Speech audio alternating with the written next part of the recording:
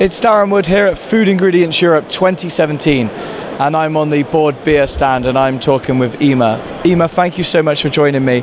And the last time we spoke with Bord Bia was back in June at the Global Dairy Congress and your Origin Green programme. How has the story progressed since then? So since then we've increased our numbers. We're now up to 275 verified members. It's almost 100% since 2015 and 2016, 100% growth. So the numbers of companies that are signing up to the programme are increasing. So too is our activity in market. So we've had a number of trade fairs. We've been everywhere from Mondial du Fromage and Tour all the way over to the China Seafood and Fishery Show in Qingdao. We've also had a trade mission to Japan and South Korea. So we've had 34 Irish companies on a delegation with our Minister for Agriculture. So it's been very, very active, and it's, I suppose, for us it's improving our global footprint and getting the Origin Green story out there. And obviously you mentioned about the growth. What do you think the reason of the increase has been?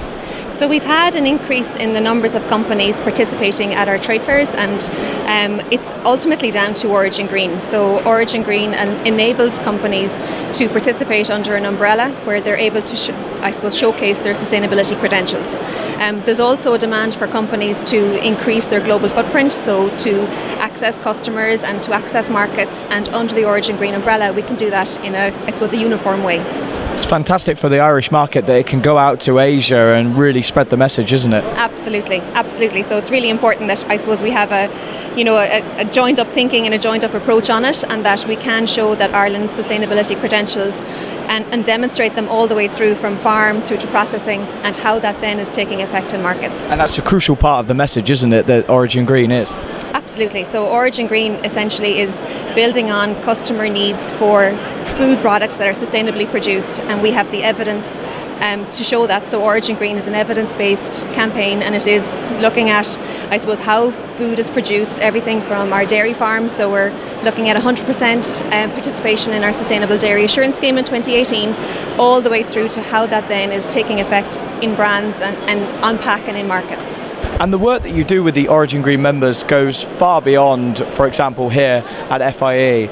What sort of things do you do with the Origin Green members to ensure that you're working with them and their message is being spread? Okay, so the types of support that we offer our Origin Green members, it's built across a number of platforms. The first is consumer and market insight. So it's really important for us that we are able to help our companies understand the markets that they operate in, consumer trends, consumer drivers, and that they can best tailor the offer to suit that.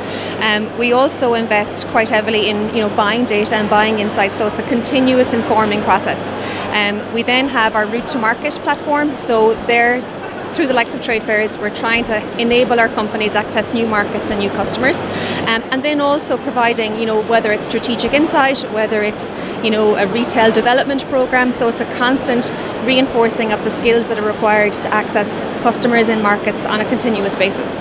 And then, of course, is the Origin Green promotional side of things. So, of course, they're a member; they want to benefit from it, and we would, be looking at pushing out the Origin Green message, and that will be all the way from print to direct contact with customers.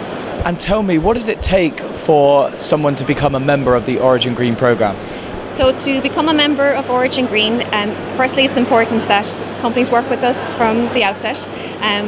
Once a company will register for the programme, we help them through a workshopping basis or a one-to-one support basis to help them develop their sustainability charter.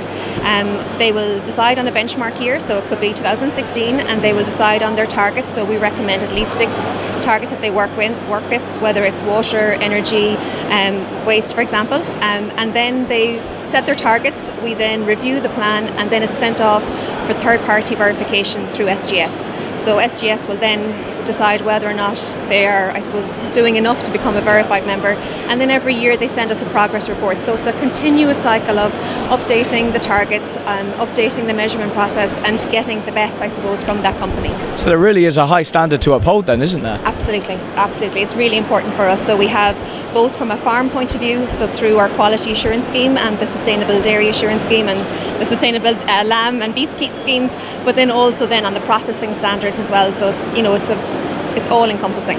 And Eimear, tell me more about your trade mission and how you hope to accomplish it.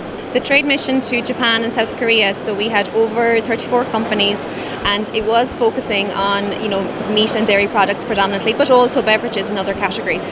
And it's essentially about helping companies who may not be doing business in those regions to understand what needs to be done to secure business, to meet trade contacts, to meet buyers. So we had an Origin Green Dairy seminar on both of those countries, so both in Japan and South Korea, and where we're outlining what it is about Origin Green, what it is about Irish dairy, how sustainable we are, and essentially laying out our credentials. That allows companies to meet with trade buyers and to secure new business.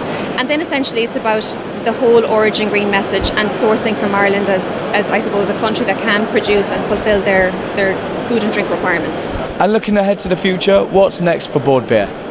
So looking ahead, we're anticipating growth in 2017, and in 2018 we'll certainly look at building on the success that we've had and looking at those pillars again. So looking at improving our consumer and market insight, improving our market reach. So we've recently completed a market prioritisation study where we've identified the key markets, the key opportunity markets for different categories. So in dairy we have looked at 15 markets, and we're going to distill down to 5, and we're looking at the opportunities within that. We have obviously our route to market piece, so again on the trade fairs and building on our global footprint and where we're participating in the markets that we're hoping to exhibit in. And also then we have another route where we're calling our people. So we have our own network of offices, but we also collaborate with UCD in Dublin, where we have our fellowship program, our ambassador program. So with the Origin Green ambassadors, we send 10 sustainability professionals out into global customers, and it's all about, for us, understanding what's next with sustainability and feeding that back into our industry. And then ultimately it is about promoting Origin Green and bringing it on to the next level.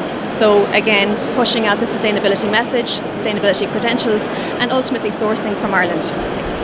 We'll have more on Bord Bia and the Origin Green programme on FoodBev very soon. Eimear, thank you so much for joining me. Thank you so much.